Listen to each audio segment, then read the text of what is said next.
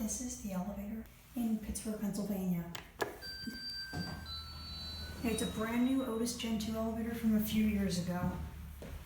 I love this cab. Carpeted floors go down the ground.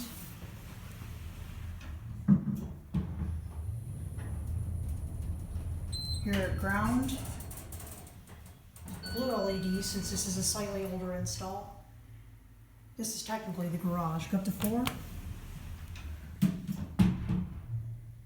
This building replaced an old house that was abandoned for many years. But they built this new place and this is very nice. Brand new Otis Gen2, it's very creaky from a few years ago. Here at 4, whoa, this thing's so creaky. Go back down to 1. Center opening doors, which I've never seen before. Weird.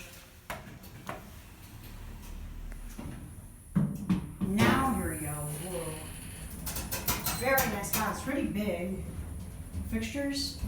Pretty big elevator. Very creaky. The only thing I don't like about this elevator, LED lighting, ADA phone if I didn't already mention. California alarm bell button, which is interesting. Center opening doors, which I've never seen on a model like this before. There it goes, and that's it.